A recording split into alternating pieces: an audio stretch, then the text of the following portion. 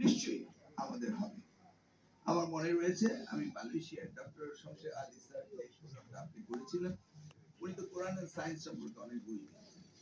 সেই অনুষ্ঠানে আমাকে উনি স্পেশাল গেস্ট হিসেবে দাওয়াত দিলেন কিছু বলার। তো আমি একটা গল্প বলেছিলাম। সেই গল্পটা অনেকদিন ধরে ইউসুফ স্যার তার ক্লাসেও বলতেন। তখন আমি চায়না গিয়েছিলাম, আমার এই 4 and 5 এ ভয় হয়ে গেছিল ঘাড়ে। তো আমি অনেক ডাক্তারের কাছে গেলাম। তো যাওয়ার পরে বললো যে এই ঠিক আছে, আমার এই হয়ে গেল 50 বছর বয়স ছিল তখন আমার। তা আমি চায়নার এক প্রফেসরের কাছে গেলাম, খুব রিনাউন্ড এক ডাক্তার, ওনার কাছে গেলাম। তো চাইনিজরা তো জানেন রিলিজিয়ন সম্বন্ধে তাদের এত সেই জায়গায় আমরা ভাগ্যবান যে আমরা মুসলমান করে 91% মুসলমান। এই দেশে জন্মগ্রহণ করার পরে আজকে আমাদের দেশের নৈতিক মাদ্রাসা বই দেওয়া হবে না কেন? বলে যে ওয়ার্ল্ড ব্যাংক ফাইন্যান্স করে, তাহলে আপনি এর জন্য ফাইন্যান্স করে না। তা বললাম আমি যদি নিজে ফাইন্যান্স ব্যবস্থা করতে পারি তো করব। আমি বোর্ডকে জিজ্ঞেস করলাম 10% রয়্যালিটি বোর্ড কেটে দেয় যে বই ছাপানো হয়, 10% রয়্যালিটিতে কত টাকা পেয়েছি, তাহলে কত টাকা লাগবে ক্যালকুলেশন হয়ে যায়। আমাকে যদি রয়্যালিটি 10 টাকা নেয় তাহলে আমি বুঝবো যে 100 টাকার বই লাগবে। তা আমি হিসাব করে দেখলাম আমার 6 কোটি টাকার বই লাগবে।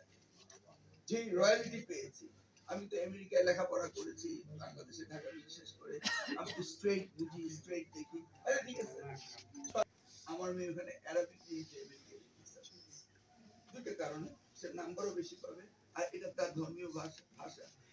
সে স্কুলে শিখেছে অ্যারাবিক, আমেরিকার মতো যায় না, সেখানে সেকেন্ড অপশন আছে ইলেকটিভে, চাইলেই নিতে পারে। আমরা প্রফেসর সাহেবের কি এক্সট্রা ক্রেডিট দেওয়ার জন্য পেপার লিখতে থাকি, এক্সট্রা ক্রেডিট লেখার জন্য। তা আমরা যে এই ইলেকট্রিসিটিতে এক্সট্রা পয়েন্ট আমাদের সব, তো সেটা কি আমরা করতে পারি? তাহলে তো আমরা ইন্টারসেপ্ট করতে পারি যে অ্যারাবিক ল্যাঙ্গুয়েজ শিখো, যেটা তাদের কাজে লাগবে।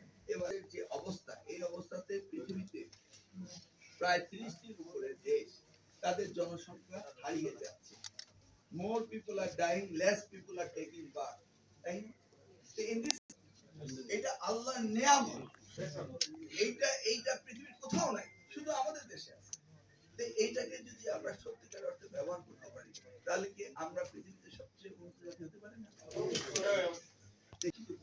অর্থাৎ শুধু ইউনিভার্সিটি এডুকেশন, আমি বলছি নিড বেসড এডুকেশন, যে এডুকেশন আমাদের দরকার, যেটা আমাদের ম্যান পাওয়ার এক্সপেক্টেড আর্নিং বাড়ানোর জন্য আমাদের ট্রেনিং এর দরকার। সেই জায়গায় হোল মিডল ইস্টে মোর দেন নিয়ারলি আমার মনে হয় 1 কোটির কাছাকাছি মিডল ইস্টে রয়েছে।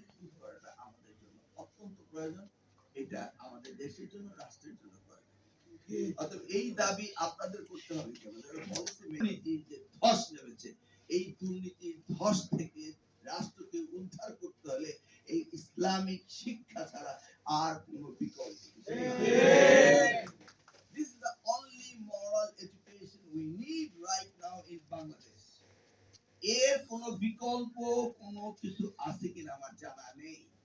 অতএব আমাদের যে ধর্ম ইসলাম, হিন্দুদের ধর্ম, বৌদ্ধদের ধর্ম, খ্রিস্টানদের ধর্ম, প্রত্যেকটি ধর্মের নৈতিকতার কথা বলে, আদর্শের কথা বলে, আমি প্রত্যেকটি ধর্মই মঙ্গলের কথা বলে।